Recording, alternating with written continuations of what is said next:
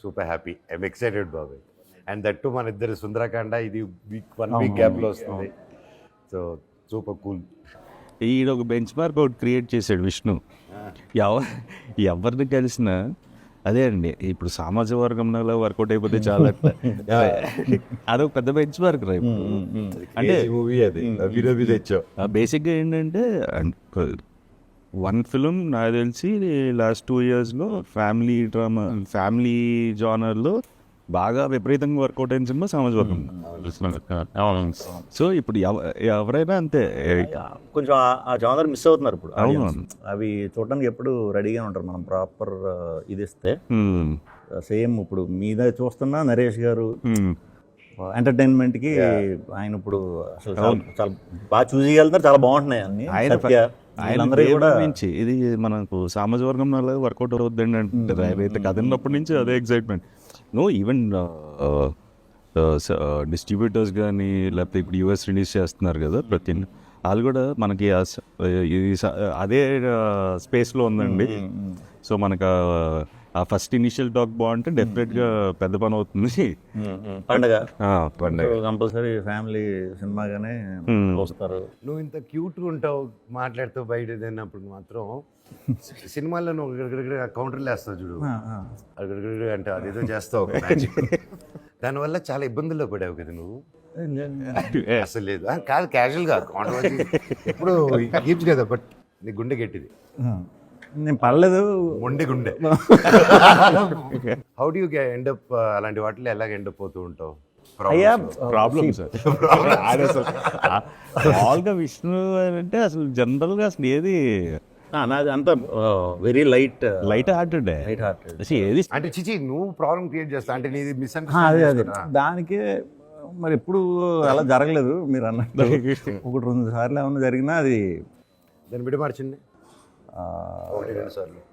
1-2 సార్లు in the sense ఇప్పుడు cinema చూడకుండా చిన్న చిన్న బిట్లు చూసి ఒక్కోసారి కొంతమంది రియాక్ట్ అవ్వచ్చు. అది తప్పలేదు. అది ఆ పాయింట్ ఆఫ్ వ్యూ కూడా మనం ఆలోచించాలి.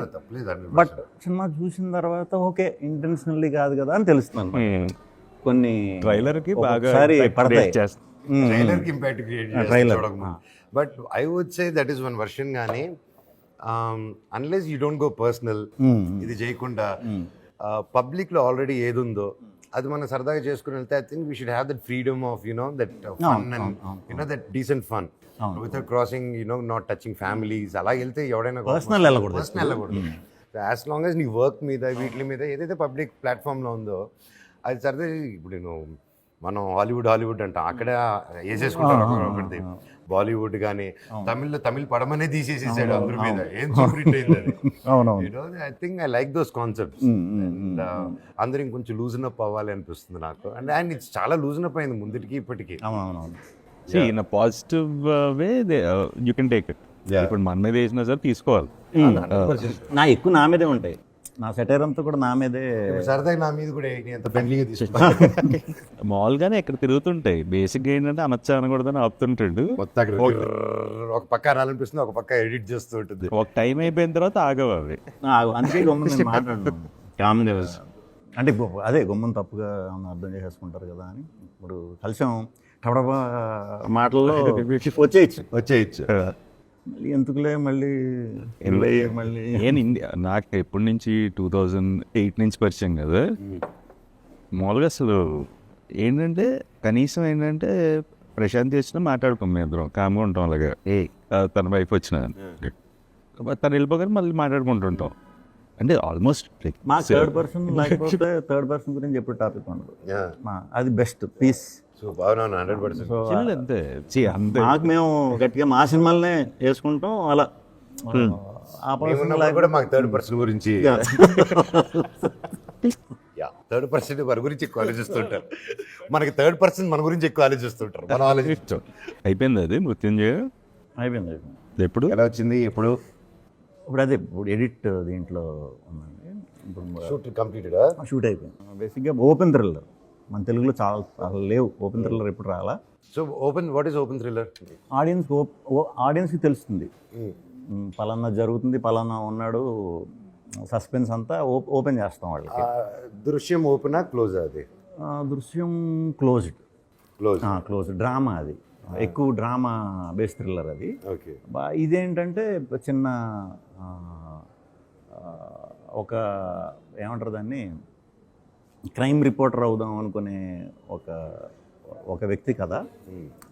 కొత్తగా ఉంటుంది, అంటే మనం ఇప్పుడు దాకా చేయలే, ఎక్కువ శ్మశానం రిలేటెడ్ అనమాట సినిమా అంతా. ఆడి ఫ్రెండ్స్ అందరూ కూడా కాటికాపరి, మార్చురీ వ్యాన్ డ్రైవరు, మార్చురీలో పనిచేసే కాంపౌండర్, ఇది వీళ్ళ వరల్డ్. ఓకే. సో ఇలాంటి స్టోరీ ఈడు ఒక ఎయిమ్తో ఉన్నాడు, అది అవుదాం. ఇప్పుడు నువ్వు మార్చరీలో చేసే కాంపౌండర్ అని ఇలా అన్నావు, అంటే ఏం చేస్తాడు అతను? నరుక్కొని తీసుకొస్తాడు బాడీలు అలా ఇలా కోస్తారు, ఇలా మటన్ అంటే చచ్చిపోయిన బాడీని ఎలా కోసిన పర్లేదు, అవన్నీ ఉంటాయి సినిమాలో. అదే అదే అదే అందుకే నాకు అది చూసి ఓయమ్మా. సో కొంచెం అలా ఓపెన్ థ్రిల్లర్, ఎంటర్టైన్మెంట్, కామెడీ, అసలు కామెడీ ఉండదు, సీరియస్ ఇంట్రెస్టింగ్ అలా వెళ్ళిపోతుంది. కామెడీ అయితే ఉండదు. సో ఓపెన్ థ్రిల్లర్ తెలుగు ఆడియన్స్కి ఫ్రెష్గా ఉంటుందండి. All the very best, looking forward.